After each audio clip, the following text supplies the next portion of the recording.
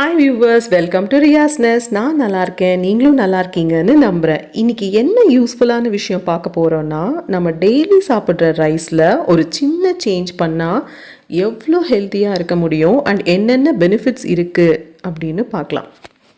So இன்றைக்கி நான் பேச போகிறது நம்ம தமிழ் ட்ரெடிஷ்னல் ரைஸ் வெரைட்டியில் ஒன்றான மாப்பிள்ளை சம்பா ரைஸ் பற்றி தான்.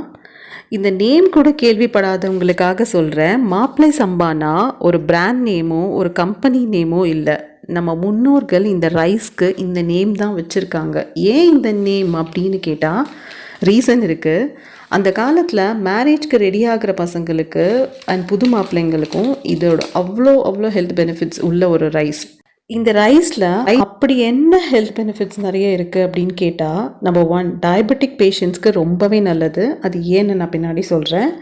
இம்யூனிட்டியை நல்லாவே இம்ப்ரூவ் பண்ணும், ஸ்ட்ரென்த் அண்ட் ஸ்டாமினாவை நல்லா இம்ப்ரூவ் பண்ணும், கொலஸ்ட்ராலை கண்ட்ரோலில் வச்சுக்கும், ஹார்ட் ப்ராப்ளம்ஸ் எதுவும் இல்லாமல் பார்த்துக்கும், மேல் ஃபர்டிலிட்டி இன்க்ரீஸ் பண்ணும், இன்க்ரீசஸ் ஹியூமோக்ளோபின் கண்டென்ட் இன்க்ரீஸ் பண்ணும்.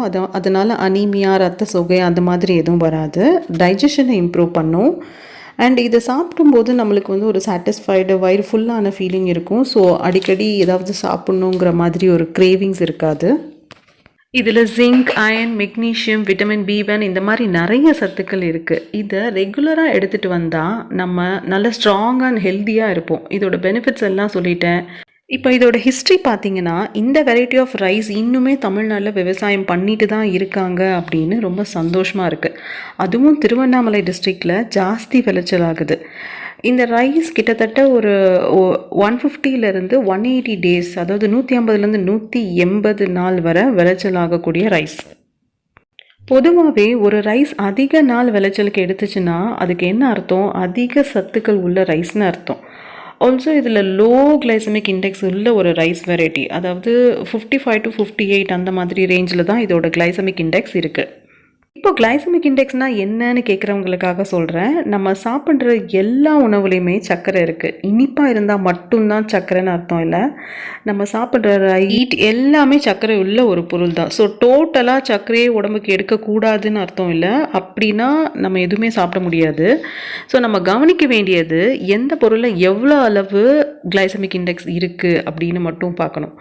நம்ம சாப்பிட்ட உடனே இல்லை, கொஞ்சம் நேரம் கழிச்சு டைஜஷன் ப்ராசஸ் நடக்கும்போது நம்ம என்ன சாப்பிட்டோமோ அது குளுக்கோஸாக மாறி நம்ம பிளட்டில் கலக்கும்.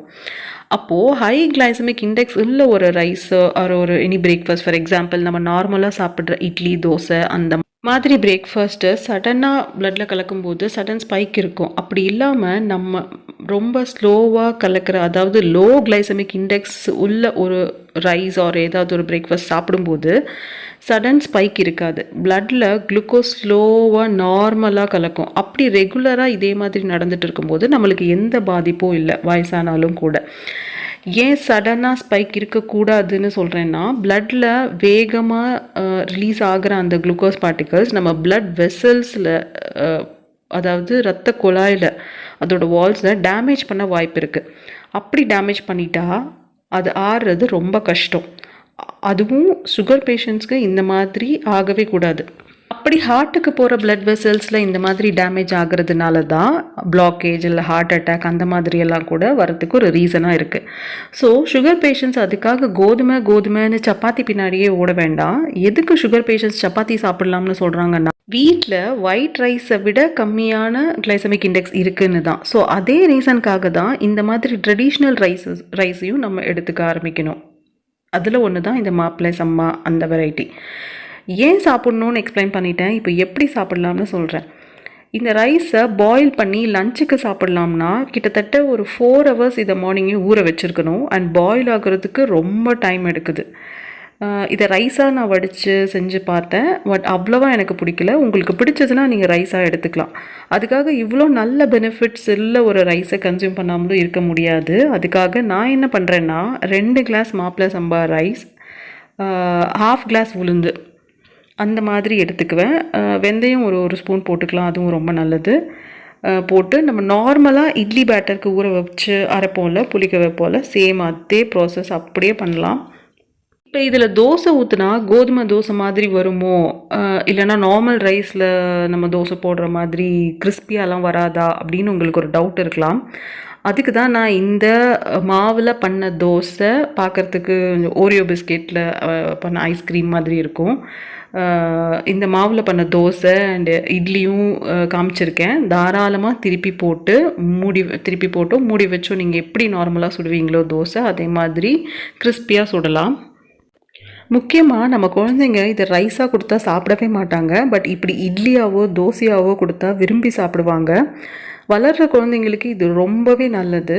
அவங்களுக்கு ஸ்ட்ரென்த்து, ஸ்டாமினா, எனர்ஜி லெவல் எப்போவும் நல்லா இருக்க இப்போவே அதுக்கு பேஸ் போட்டுடலாம். சப்போஸ் இந்த ரைஸ் ஒரிஜினல் வெரைட்டி உங்கள் வீட்டு பக்கத்தில் உள்ள கடைகளில் கிடைக்கலனாலோ இல்லை லாக்டவுனில் வெளியில் எங்கேயாச்சும் போக முடியல அப்படின்னு நினச்சாலோ நான் இதோட அமேசான் லிங்க்கை கீழே டிஸ்கிரிப்ஷன் பாக்ஸில் கொடுத்துருக்கேன். யூஸ் பண்ணி பாருங்கள். Stay healthy and stay safe. மறக்காமல் ப்ளீஸ் சப்ஸ்கிரைப் பண்ணுங்கள். Bye. Meet you next time. Thanks for watching.